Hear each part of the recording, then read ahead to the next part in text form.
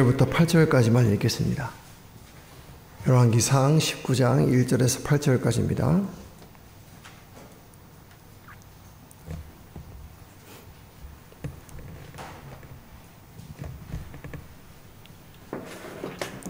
한 절씩 교독하겠습니다. 19장 1절부터 8절까지입니다.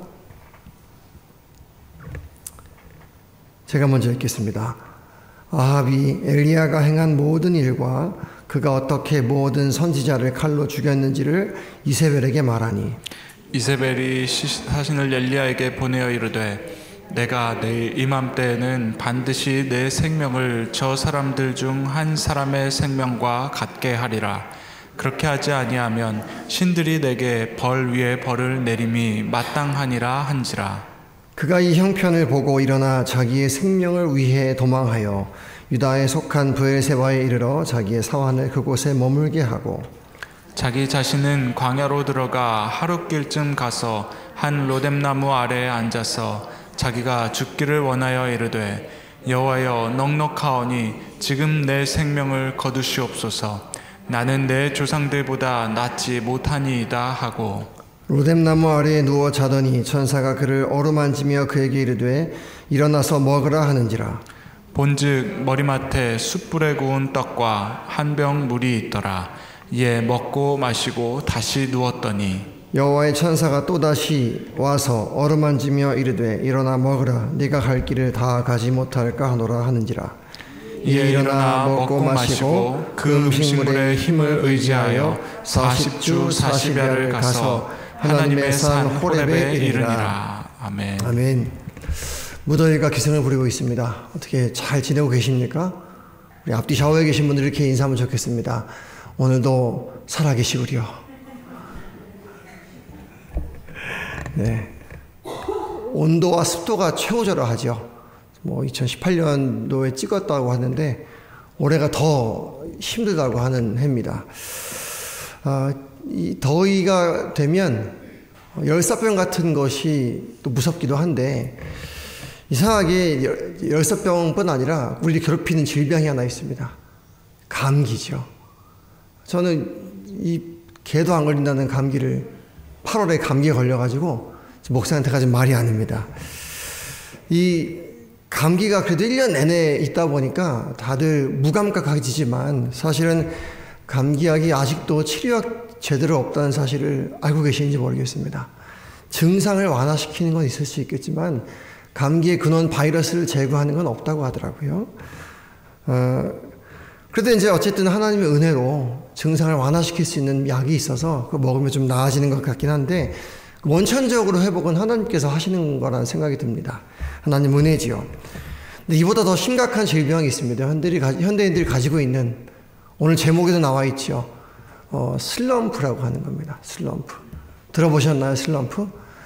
젊은 사람들도 많이 쓰기도 하고 연세 드신 분들도 종종 겪는 문제인데, 슬럼프, 다른 말로 하면 마음의 감기라고 합니다. 슬럼프를 마음이 겪는 감기다 이렇게 얘기하거든요. 근데 슬럼프라는 단어가 너무 쉽게 쓰이다 보니까 심각한 줄 몰라요. 그래서 언젠가는 시간 지나면 괜찮아지겠지 이렇게 여기고 있는데, 사실은 그렇지 않습니다. 이 슬럼프를 그대로 방치하면 심각한 경우에는 우울증까지 번질 수 있는 것이 이 슬럼프라고 합니다. 연예인들에게서 약 먹고 자살하는 경우도 대부분 여기에 속하는데요. 근데 생각해 보십시오. 분명히 기독교인들, 연예인들 중에서도 기독교인들이 있지 않습니까?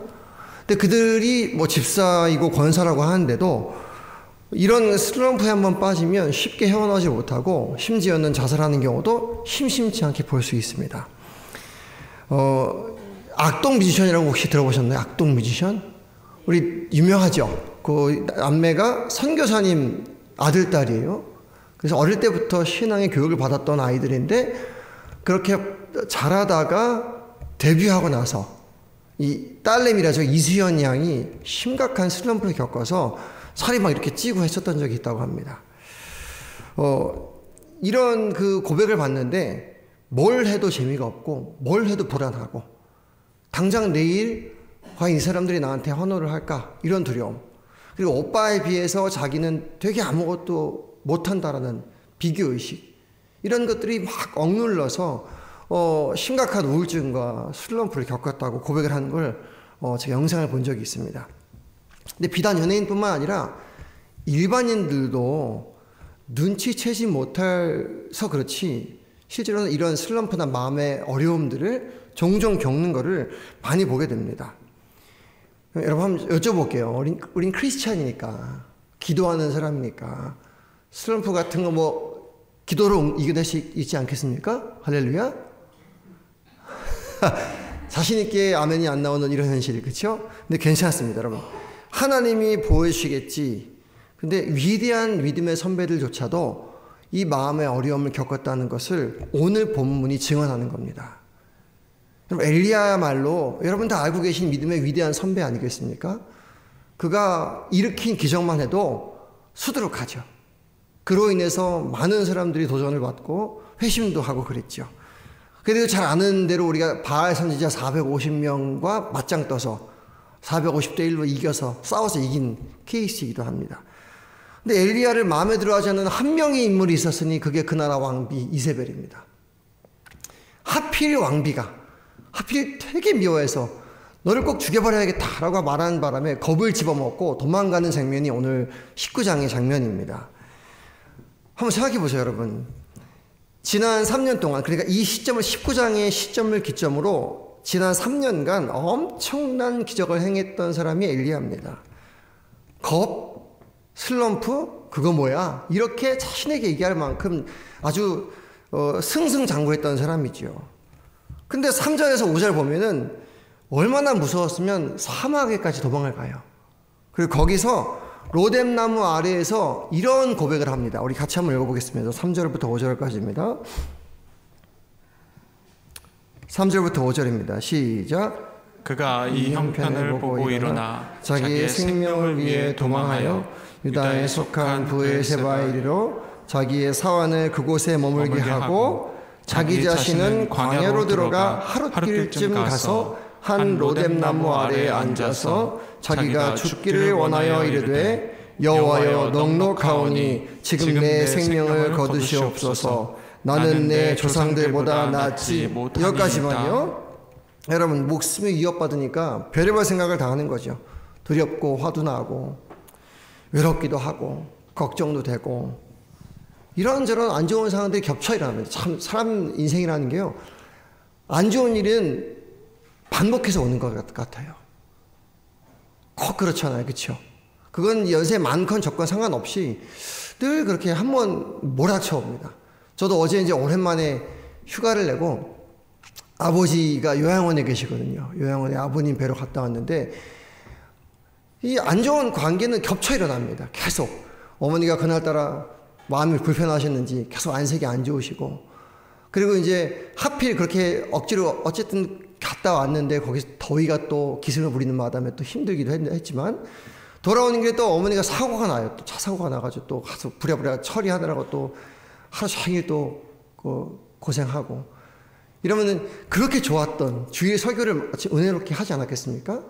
그러면 은혜 충만, 성령 충만할 것 같은데 월요일, 화요일은 정말 최악의 날이었어요. 와, 정말 하나님이 왜 날 안 도와주시나, 왜 하필 이렇게 힘들게 하시나 싶을 만큼 겹쳐서 오더랍니다. 엘리야도 딱 그런 거죠. 근데 여러분, 성경은 엘리야가 믿음이 없어서라든가 혹은 멍청해서 이런 일을 겪는다고 말하지 않습니다. 우리 야고보서 5장 17절 보면 이렇게 얘기합니다. 우리 같이 한번 읽어볼까요? 야고보서 5장 17절 시작. 엘리야는 우리와 성정이 같은 사람이로되. 그렇죠. 여기 포인트가 우리와 성정이 같은 사람이다. 그러니까 엘리야도 사람이기 때문에 겪는 어려움이라는 얘기를 하는 겁니다. 여러분, 우리도 마찬가지죠. 우리 마찬가지예요. 여러분, 하나님이 안 지켜주셔서 우리 삶에 마음이 어려움이 있다거나 혹은 넘어진다거나 그런 게 아닙니다. 우리가 그만큼 약한 사람이기 때문에 그렇다는 사실을 꼭 기억하셔야 돼요. 혹시 지금 막 더위 때문에 눌리고 마음이 어렵고 그러십니까? 이거 하나만 기억하십시오. 하나님이 옆에 안 계시는 게 아닙니다. 하나님이 안 도와주시는 것이 아니고 그만큼 우리가 연약한 사람이기 때문이라는 것을 먼저 기억하시기 바랍니다. 우리 옆 사람에게 이렇게 위로합시다. 우리는 연약한 사람입니다. 한 번 더 스스로를 정죄하지 마십시오. 부디 여러분 존재를 난 쓸모없어. 그렇게 내가 권사직분 받고 이렇게 했는데도 왜 이렇게 주님만 쳐다보면 이 모양 이 꼴일까? 라고 할 필요가 전혀 없습니다. 우리는 더위에도 짜증날 수 있고요. 내 마음을 속상하게 하는 사람 만나도 얼마든지 마음이 심란할 수 있습니다. 그때 이제 방법을 잘 알아야겠죠. 어떻게 하면 이걸 이렇게 벗어날 수 있을까? 오늘 본문에 보면 엘리야도 이런 어려운 마음이 찾아오는데 그 어려운 마음이 찾아오는 원인이 다름 아닌 이 상황을 잘못 해석해서 그렇다는 걸 알 수가 있습니다. 상황을 똑같은 상황이잖아요. 사람은 해석을 한단 말입니다. 근데 이 상황을 잘못 해석해요. 그래가지고 이 자꾸 크게 이해합니다. 자, 보세요. 4절 한번 읽어봅시다. 4절 한번 읽어봅시다. 4절 시작. 자기 자신은 광야로 들어가 하룻길쯤 가서 한 로뎀나무 아래에 앉아서 자기가 죽기를 원하여 이르되 여호와여 넉넉하오니 지금 내 생명을 거두시옵소서. 나는 내 조상들보다 낫지 못하나이다. 자, 보세요. 지금 엘리야는 팩트보다는 감정에 초점을 맞추고 있음을 볼 수 있습니다. 팩트. 여러분, 엘리야를 죽이겠다고 협박은 했지만 이세벨이 군대를 파견했다거나 혹은 실제로 잡으러 가서 진을 치고 포위를 했다는 본문은 없습니다. 일단 그 말을 듣고 겁을 집어먹고 도망간 거예요. 그러니까 엘리야는 팩트를 확인해 볼 생각도 없이 감정에 사로잡혀서 도망간 거죠. 그렇게 부정적인 감정으로 도망치고 나서 자기를 보니까 더 정죄감이 드는 거예요. 아니, 내가 450대 1로 싸워 이겼는데 이거 하나 못 이기고 이렇게 찌질거리고 도망갔네? 어휴, 한심한 인간. 까지 된 거죠. 이게 그러니까 안 좋은 생각, 안 좋은 감정은 꼬리에 꼬리를 물고 계속 이어집니다. 요걸 끊어낼 수 있는 것이 해석의 능력이에요. 해석을 잘해야 됩니다. 자, 우리도 그런지 않습니까? 괜히 뭔가 하나 실수해가지고 잘못된 결과를 초래하면 자꾸 자기 자신을 정죄해요. 난 용기도 없고, 난 잘하는 것도 없고, 내가 좀 더 알았으면, 하나님 말씀 더 많이 알았으면 이러지 않지 않았을까? 그래가지고 뭐 더 분주하게 막 성경 공부하고 그런 사람들 가끔 있어요. 여러분, 성경 공부해도 똑같습니다. 한번 따라해 주십시오. 성경 공부하고 영적인 지식이 탁월해도 넘어지는 거 똑같다. 여러분, 똑같은 거예요. 그러니까 자기 자신을 정죄하는 것까지 가면 안 되는 거죠. 엘리야도 그래서 이렇게 말하는 거예요. 주님, 전 글러먹었습니다. 아무리 용서봐야 소용이 없어요. 이젠 죽여주십시오. 이게 다 지금 엘리야 말입니다. 저도 그런 적이 많아요. 저도 목사 아닙니까? 여러분들을 가르쳐드리고 성경을 나름 정리를 하고 공부한 사람인데도 제가 전도사 때, 그러니까 하여튼 목회자들 중에서 가장 교만할 때가 언제냐면 전도사 때요, 전도사 때. 그때 막 날카로워가지고 신학적인 지식이 충만하잖아요. 신대원 졸업한 지 얼마 안 됐으니까. 그럼 제가 다 잘할 수 있을 걸 확신했어요. 전 일단 기본적으로 좋은 아빠가 될 거라는 확신을 쳤습니다.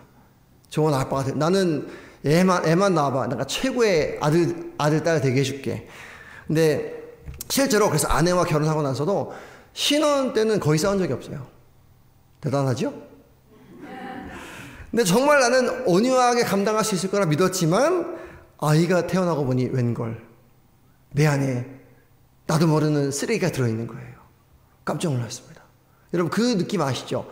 내 배 아파 나온 자식인데 언젠가 한 번은 던져버리고 싶은. 저만 그런 거 아니죠? 그렇죠? 이게 저도 놀라게 되는 거예요. 텔레비에서 나오는 그 아동학대로 애들 죽였다는 그 엄마 아빠 보면 남 얘기 같지 않은 거예요. 나도 상황과 환경만 저랬으면 다르지 않았겠다라는 그 두려운 마음이 제 자신을 보게 되는 겁니다. 그러니까 엘리야도 똑같이 행동하는 거예요. 그때 저도 스스로 난 쓰레기다 진짜 아무것도 모른다 이렇게 생각했었는데 엘리야가 똑같은 거예요. 더 절망 속으로 파고들죠. 비교하고 자신에 대해 자책하고 하니까 부정적인 생각이 꼬리를 물고 이어집니다. 우리 10절 한번 읽어봅시다. 땅굴 파고 들어가는 겁니다. 땅굴 파고. 엘리야의 땅굴 10절 시작. 그가 대답하되 내가 만군의 하나님 여호와께 열심히 유별하오니 이는 이스라엘 자손이 주의 언약을 버리고 주의 제단을 헐며 칼로 주의 선지자들을 죽였으며 오직 나만 남았거늘 그들이 내 생명을 찾아 빼앗으려 하나이다. 오직 나만 남았거늘. 부정적인 상황을 더 확대 해석합니다. 세상에 나 홀로 외톨이인 것 같고 다 나를 싫어하는 것 같고. 엘리야가 이랬다는 것이 놀랍지 않습니까? 여러분 저를 어떻게 보시는지 모르겠지만 저는 늘 이런 제 감정과 싸울 때가 많습니다. 저도 이제 목회자로서 제일 중요한 게 설교 아니겠습니까? 설교 준비하려면 보통 일주일에 한 10시간 정도 이상을 써야 설교 한 편이 원고가 나오는 겁니다. 만만치 않겠죠? 우리 설교하시는 대단하죠? 우리 다시 한번 우리 이 기회를 빌어서 설교자분들에게 박수 한번 주십시오. 근데 이제 설교를 그렇게 용쓰고 준비를 해도 사람들이 이제 크게 반응이 없을 때가 참 쉽지 않아요. 변하지 않고 설교 듣고 돌아서면 옛날 모습 그대로 나오고 은혜 받았습니다 하고 나가서 주차장 가서 싸우고 이런 거 보면 참 쉽지 않죠. 마음이 어렵습니다. 그러니까 이게 반복되다 보면 번아웃 되거든요. 그러니까 일이 힘든 게 아니고 사람이 이제 힘들죠. 주의 사항 마치고 돌아가는 길에는 얼마나 길이 외로운지 세상에 나 홀로인 것 같아요. 야, 목회 정말 외롭다. 가끔 담임 목사님 그러시거든요. 김 목사, 목회는 원래 혼자 하는 거야. 그때는 잘 모르는데 요즘에 조금 느끼겠어요. 야, 외롭다. 아무도 내 편이 없구나. 근데 그렇지 않죠. 그게 팩트가 아니잖아요. 그렇죠? 저 혼자입니까? 그게 아니잖아요. 당장 집에만 가도 언제나 내 편인 가족들이 있고 교회 안에도 늘 지지하고 함께 해주는 믿음의 사람들이 있어요. 근데 그게 안 보이죠. 잘. 엘리야가 똑같은 거거든요. 그러니까 이걸 보면 우리가 뭘 할 수 있냐면 사람은 자기 일시적인 감정에 잘 속는다는 거예요. 그때그때마다 들었던 감정이 하나님 주신 마음이 아닐 확률이 높습니다. 그러니까 거기에 속으시면 안 됩니다. 이 속에서 요동치는 감정 때문에 자기 행동을 정하지 마십시오. 일단 감정이 휘몰아치면 경계하셔야 돼요. 그게 하나님 주신 마음인가. 보세요. 그래서 하나님이 뭐라고 말씀하시죠? 엘리야가 혼자가 아니죠. 바알에게 무릎 꿇지 않은 7,000명을 남겨두었다고 짚어주세요. 그러니까 팩트는 분명하죠. 그러니까 하나님의 말씀으로 그분의 음성에 귀를 기울였을 때 비로소 우리가 진짜 팩트를 확인할 수가 있어요. 한번 따라해 보시겠습니다. 감정이 휘몰아칠 때 눈을 감고 하나님의 음성에 귀를 기울이자. 그리고 이것이 우리가 극복할 수 있는 첫 번째 단계예요. 그러니까 사탄은 계속 감정에만 집중하게 만들고요. 하나님은 말씀에 집중하게 만듭니다. 감정에 주목하게 만드는 건 사단이 하는 일이고요. 하나님 말씀에 귀를 기울이게 만드는 건 하나님이 하신 일입니다. 이 부분에서 여러분 잘 분별을 하셔야 됩니다. 여러분 하나님이 어떤 처방 내리실지 볼까요? 하나님이 지금 믿음의 위인 이 땅굴을 파고 들어가는 엘리야에게 어떤 처방을 내리실까? 5절 6절입니다. 5절 6절. 일단 첫 번째로 5절 6절 시작. 로뎀나무 아래에 누워 자더니 천사가 그를 어루만지며 그에게 이르되 일어나서 먹으라 하는지라. 자, 우리 생각에 이렇게 찌질하고 못나게 굴면 야 임마 내가 너와 함께하는 게 지금 엄연한 사실인데 왜 이러고 앉아있어? 이럴 것 같은데 그렇게 안 하신다는 얘기예요. 천사를 보내서 그를 어루만지며 그에게 이르되 일어나 먹으라. 우리 하나님은 일단 엘리야의 지친 몸과 마음을 다 인정하고 만져주시는 분입니다. 여러분 하나님 앞에 갔을 때 하나님이 절대 여러분들을 정죄하지 않으세요. 하나님은 있는 그대로 여러분들을 이렇게 품고 보듬고 위로하시기부터 하십니다. 그러니까 하나님이 지금 엘리야의 마른 목을 축이기 시작하시는 거죠. 이렇게 말씀하시는 겁니다. 애썼다 그동안. 더할 나위 없이 수고했다. 그러니까 좀 쉬면서 먹을 것도 좀 먹고 물도 좀 마셔라. 여러분 이 하나님의 품 안으로 자주 달려가야 되지 않겠습니까? 그거를 기도라고 합니다. 기도는요 내가 하고 싶은 말을 만들어서 막 쏟아내고 문장을 만드는 게 아니고 하나님 품에서 그저 편안히 쉬는 것부터 시작입니다. 그걸 기도라고 합니다. 그러니까 기도는 강요가 될 수 없죠. 너 잘못했으니까 기도 3시간 해. 이 말은 사실 굉장히 반기독교적입니다. 그러니까 가끔 이제 어떤 분들이 율법주의에 사로잡혀가지고 막 그렇게 이렇게 지적하는 사람이 있어요. 그리고 어떤 교회 가면 어떤 담임 목사님이 부교육자들한테 너 예배만 빠졌으니까 3시간 기도해. 사실 그게 맞는 말이 아니거든요. 굉장히 따뜻하고 쉴 수 있는 자리인데 그거를 그렇게 활용한다는 건 어찌 보면 기도에 대한 아늑한 그 하나님의 품을 잘못 이해하고 있는 것이라 판단됩니다. 여러분 부디 기도의 자리를 풍성히 누리시는 복이 있기를 주님의 이름으로 축복드립니다. 아멘. 여러분 먼저 하나님 안에 아무것도 하지 않아도 괜찮다는 것을 아셔야 됩니다. 따라해 봅시다. 하나님 안에서 아무것도 하지 않고 가만히 있어도 괜찮다는 것을 알아야 한다. 근데 이것도요 잘 안 돼요. 훈련입니다. 하나님 앞에서 뭐라 기도해야 될지 몰라가지고 덜덜덜 떠는 것은 사실 훈련이 덜 된 거예요. 생각해 보세요. 저희 아들이 아빠한테 가서 무슨 말 해야 되지? 내가 지금 뭔 말 해야지 아빠한테 용돈 타낼 수 있을까? 이렇게 하면 얼마나 불쌍한 거예요. 그래서 아빠 앞에서 재롱 떨어도 그게 이쁠 수 있어. 이쁜 게 아빠입니다. 저희 아들은 그걸 잘 활용해가지고 저를 잘 이용해 먹습니다. 이제 요즘 같은 더위는 제가 거의 하지 못하지만 저희 아들이 야구를 좋아하거든요. 언제부턴가 야구에 빠져가지고 맨날 야구 얘기입니다. 앉으나 서나 야구 생각 아주 죽겠습니다. 근데 이 야구를 제가 잘 못하니까 개인적으로 외면하고 싶거든요. 나가자 그러면. 그럼 제 앞에서 어떻게 하냐면 야구 가자 이렇게 안 하고 제스처를 취합니다. 야구 글러브를 딱 포즈를 취하고 이렇게 슉 던지는 거죠. 제 눈앞에서. 뭐 하자는 얘기죠? 나가 놀자는 얘기죠. 그럼 저는 어떻게 할까요? 눈을 감아버립니다. 못 본 채 하죠. 그래 죽어라 해요. 그럼 어쨌든 놀아줄 수밖에 없는 악한 아빠라도 이렇게 살거늘 하물며 하나님 아버지께서 어떻게 하시겠습니까? 그 앞에서 그냥 울고 어떻게 해요 하나님? 그래도 괜찮다는 걸 아셔야 됩니다. 이거부터가 신앙의 시작입니다. 그러니까 이 훈련이 엘리야도 제대로 되어 있지 않으니까 이렇게 분주한 거예요. 그러니까 8절입니다. 우리 8절. 이 훈련이 안 되어 있으니까 엘리야가 일어나 먹고 마셔서 또 뭐 하냐면 또 분주하게 막 달려가요. 우리 8절 읽어봅시다. 8절 시작. 이에 일어나 먹고 마시고 그 음식물의 힘을 의지하여 40주 40야를 가서 하나님의 산 호렙에 이르니라. 40 밤낮을 쉬지 않고 달리기 시작하는 거예요. 거기 가서 또 힘을 얻고 달려가서 또 주님 만나가지고 막 만나야지.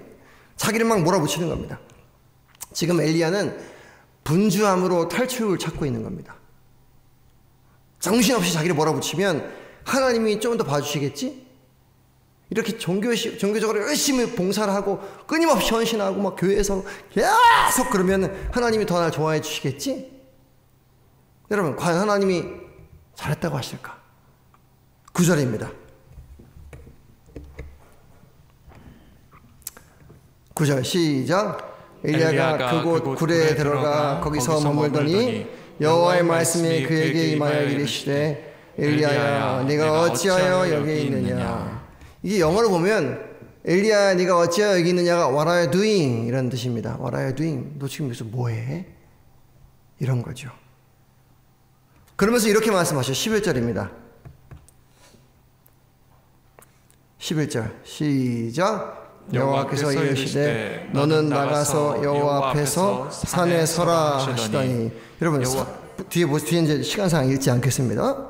뒤에 보면은 산을 쪼개고 바위를 부술 만큼 크고 강한 바람이 일어나는데 거기에 주님이 안 계셔요. 땅을 뒤흔드는 지진이 있었지만 그 속에서도 주님을 만날 수가 없어요. 모든 것을 태우는 불이 났지만 그 속에도 주님은 안 계셔요. 그런데 부드럽고 조용한 소리, 거기에서 하나님의 음성을 듣게 됩니다. 엘리야가 그제서야 깨닫는 거죠. 하나님을 향한 분주한 다름질이 오히려 하나님과의 친밀감을 방해하고 있다는 걸 말입니다. 여러분, 하나님은 우리가 분주하게 떠들고 정신없이 사역해야 찾아오시는 분이 아닙니다.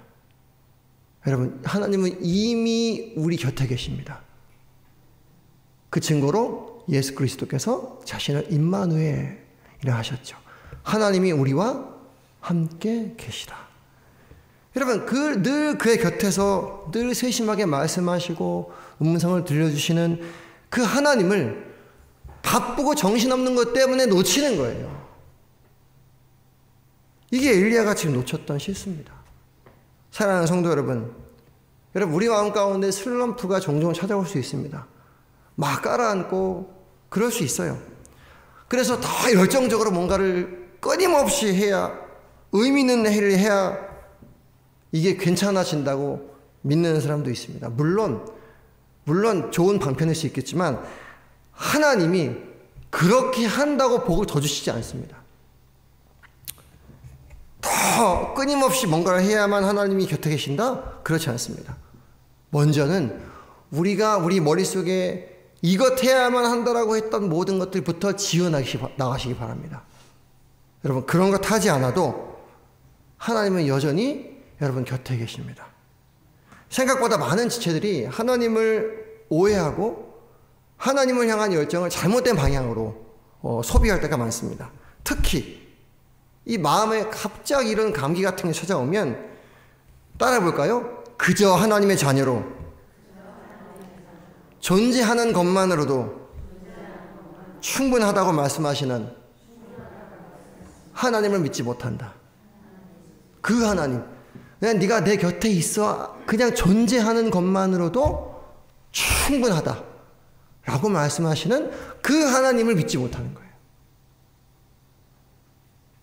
이게 복음입니다. 사실은 우리 존재, B-E-I-N-G, being, 내 존재가 이미 그리스도 안에서 하나님의 완벽한 자녀로 더 알아봐 주시기 때문에 충분한 거거든요. 근데 우리는 being이 아니라 doing, D-O-I-N-G, 뭔가 수많은 doing으로 being을 대체하려고 합니다. 여기서부터 조바심과 두려움과 걱정과 이런 것들이 계속 몰아치죠. 보십시오. 여러분, 성경은 하나님이 우리에게 주신 선물입니다. 믿으십니까? 어느덧 이것 자체가 우리를 향한 하나님의 사랑의 편지거든요.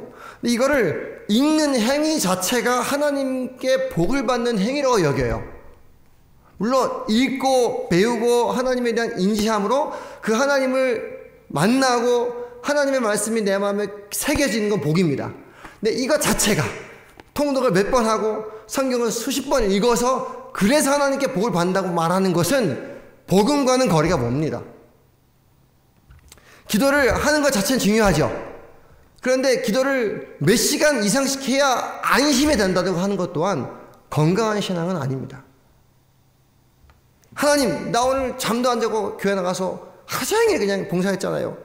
근데 왜 좀 이렇게 힘들게 하시는 거예요? 가 나오죠.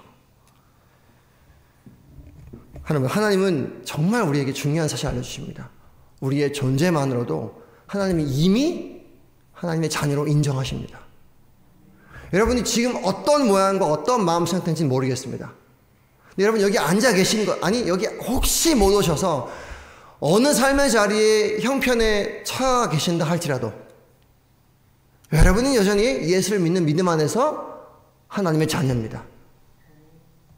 누가 여러분을 뭐라 한다 한들 어떤 더위와 추위와 배고픔과 굶주림이 여러분을 짜증나게 하고 힘들게 한다 할지라도 그 어떤 것도 하나님의 사랑에서 여러분들 끊을 것은 아무것도 없습니다. 믿으십니까? 여러분 이 말씀을 엘리야에게 하고 싶었던 거예요. 그래서 마지막으로 하나님 말씀하시죠. 엘리야가 원래 있던 곳으로 돌아가 해야 할 일을 하라고 말씀하십니다. 여러분, 하나님은 엘리야의 실수와 실패나 찌질함이나 감정의 소용돌이에서 막 넘어져 있는 것을 너 실망이야 라고 하지 않으세요. 오히려 여전히 이렇게 말씀하시죠. 자기 가슴에 손을 대고 한번 이렇게 말해봅시다. 하나님은 오늘도 여전히 나를 통해 할 일이 있다. 할렐루야. 아멘. 그러니까 엘리야에게 그 얘기하는 겁니다. 돌아가서 여전히 나의 손길이 되어 사역을 이어가 주랴. 이렇게 말씀하시는 겁니다. 절망의 구렁텅이, 무기력감, 영적 슬럼프 벗어날 수 있는 비결은 내 감정, 내 상황, 내 마음으로부터 시선을 돌려서 여전히 나를 최고의 아들로, 최고의 딸로, 최고의 사랑받는 대상으로 바라봐 주시는 그 하나님을 우리가 기억하고 바라보길 원하세요. 할렐루야. 자, 우리 글 한번 띄워주시죠. 첫 번째. 하나님, 첫 번째 읽어봅시다. 시작. 왜요? 실망이란 건 어떻기 때문에? 2번. 시작. 다른 모습을 보고 갖는 마음이기 때문이다. 그런데 하나님은 세 번째. 시작. 우리를 부르시고 택하셨다. 아멘. 하나님, 여러분들 무슨 짓을 해도 하나님을 실망시킬 수가 없습니다. 하나님도 여러분들 정죄하지 않으십니다. 근데 왜 우리가 우리 자신을 정죄할까요? 반대로 왜 우리가 다른 사람을 정죄할까요? 하나님도 심판을 보류하고 계신 사랑받는 대상, 걸작품들을 향해서 우리가 뭐라고 함부로 말할 수 있겠습니까? 스스로에게도 마찬가지죠. 그러니까 자꾸 자기 연면에 빠지거나 비관하거나 정죄하지 마시기 바랍니다.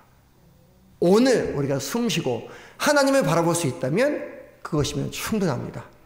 그렇게 그 자리에서 넘어진 그 자리에서 눈을 감고 하나님을 기억하면서 다시 나에게 맡겨진 하나님의 딸로서 사랑하고 품어보고 용서해보고 끌어안아보고 함께 울어보고 그렇게 걸어가면서 주님과 함께 영광의 자리를 걸어가면 될 것입니다. 할렐루야. 무엇 하지 않아도 괜찮습니다. 하나님을 신뢰하십시오. 그분의 음성을 듣고 그저 주님이 나와 함께 하시는 것만으로도 충분한 감사를 누리시는 복된 여러분 되시길 주님의 이름으로 축복합니다.